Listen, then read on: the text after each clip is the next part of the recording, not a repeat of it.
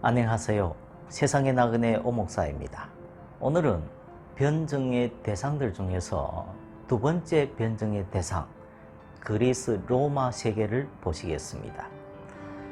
팔레스타인 외부의 비유대인들에 대한 선교의 노력으로 기독교는 점차 그리스 로마 세계와 접촉하게 되었습니다. 따라서 대도시들에서 정착하게 되었습니다. 많은 이방인들이 기독교에 들어왔지만 많은 사람들은 기독교가 정치적으로 유해하며 사회적으로 범죄적이고 그리고 지성적으로 불합리하다고 보았습니다. 그러한 부정적인 평가가 선교 활동을 저해하고 기독교 공동체에 위해로 작용하게 되었습니다. 이에 기독교 지성인들이 문학적 활동을 통해 기독교 신앙을 변증하기 시작했습니다. 구체적으로 변증가들은 기독교에 대해 방탕한 축제, 근친상간, 국가전복 음모, 사회적 소외, 무신론, 신학적 불합리성, 제국의 재난과 패전에 대한 책임의 문제들을 들어서 비난하는 것은 오해에 근거하고 있다고 주장했습니다. 이미 신약 속에서 변증적인 내용들이 많이 존재하고 있습니다. 그러나 그리스 로마 사회를 향한 완전한 형태의 변증적 작품들은 이 세기에 처음으로 등장했습니다. 최초의 변증서인 소위 베드로의 설교는 100년에서 110년 사이에 이집트에서 기술된 것으로 추정됩니다. 베드로의 설교는 클레멘트와 오리겐의 저술들에서 일부 인용되고 있습니다. 진정한 의미에서 그리스어로 쓰여진 가장 초기의 변증서들에는 쿼드라투스와 아리스티데스가 있습니다. 쿼드라투스의 저술들은 일실되었습니다.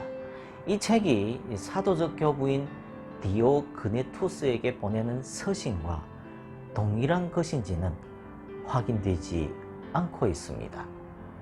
그의 변증서는 아테네를 방문하던 하드리안 황제에게 박해에 대해 항거하는 글이었습니다. 유세비우스의 작품에 이 글이 인용되어 있습니다. 아리스티데스는 피우스 황제에게 항거하는 글을 썼습니다. 여기서 그는 기독교의 예배가 갈대아인들, 그리스인들, 이집트인들, 그리고 유대인들의 예배보다 우월하다고 주장했습니다. 저스틴의 제1변증서는 피우스 황제에게, 제2변증서는 그의 양자 아우렐리우스에게 보내는 서신이었습니다. 여기서 그는 기독교인들이 한인격적이고 초월적이며 불변하신 하나님을 믿는다고 했습니다. 다시 말해 그는 다신교를 거부했으며 형상을 가진 신을 인정하지 않았습니다. 저스틴은 고전 교육을 받았으며 고전의 방법으로 진리를 탐구했습니다. 그는 차례대로 스토아주의자, 소요학파, 그리고 피타고라스주의자가 되었으나 이 진리에 대한 욕구가 충족되지 않았습니다.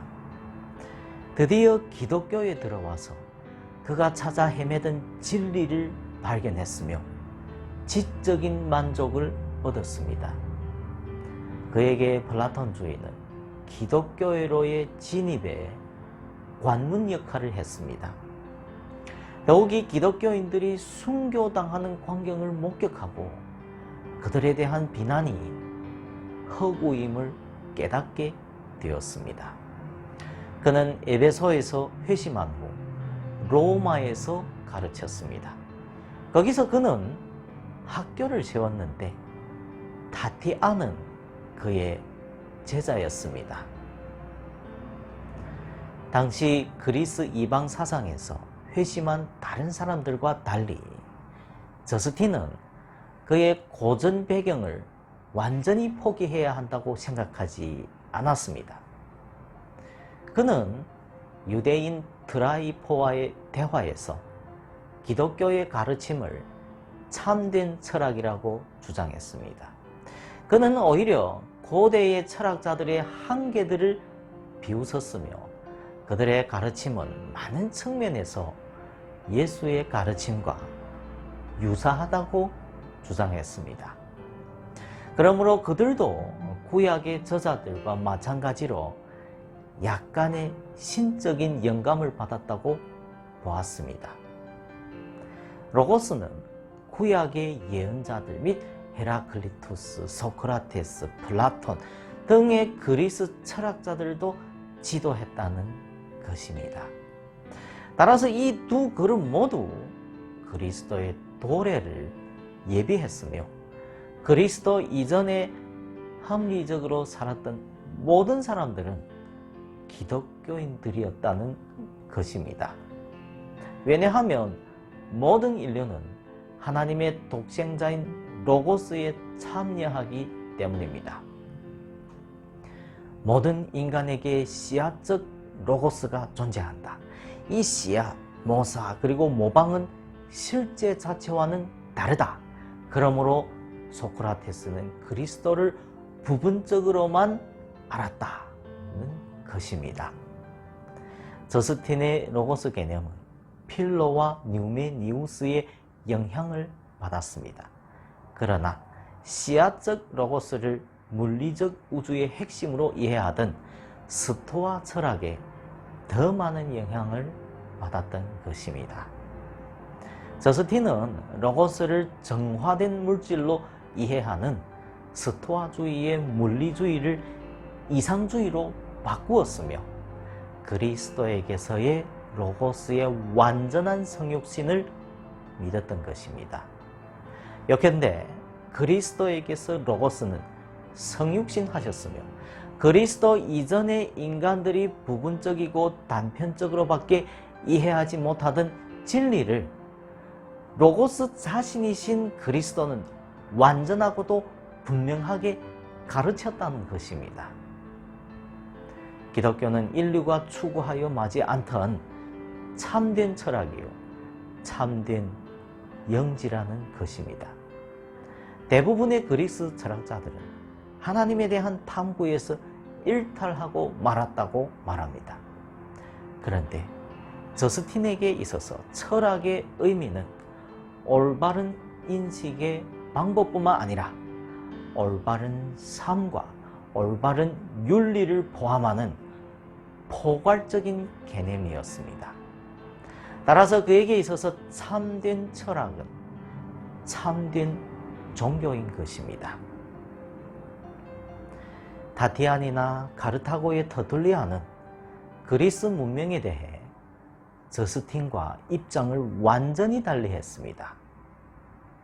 그의 제자 다티안은 메소포타미아의 시리아인 가정에서 출생했는데 160년 로마에서 회심한 후 저스틴의 제자가 되었습니다. 스승을 죽음으로 몰고 간 이 견유주의 철학자 크레스켄스의 협박 때문에 스승의 사후 로마를 떠나야 했습니다. 그는 그리스인들에게 고함해서 그리스 문학과 예술을 공격했습니다. 다른 종교들에서 복음을 위한 예비를 볼 수 없다는 것입니다. 그리스 철학자들은 모두 쓸데없는 허풍장이들이며 그리스 신들은 모두 귀신들이라고 했습니다. 나아가 그는 기독교의 진리성을 내용적으로 그리고 역사적으로 증명했습니다. 사복음서들을 조화시킨 이 다티안의 디아테사로는 사복음서의 배타적 정경성에 쐐기를 박은 작품이었습니다. 5세기까지 이 동방에서 본 편집서가 거의 복음서들보다 더 중요하게 여겨졌습니다. 이레니우스 및 히폴리투스에 따르면 타티아는 터툴리안과 유사하게 이 과격성 때문에 교회를 떠나 극단적인 금욕주의 그룹을 결성했습니다. 이 금욕주의자들은 이 결혼을 간음으로 간주하고 포도주와 고기를 금했습니다. 그의 금욕주의적 관습은 영지주의와 관계가 있다기보다는 에세네파와 관계가 있는 듯합니다. 그는 시리아 기독교의 중심지인 에데사에서 중심 인물이 되었습니다.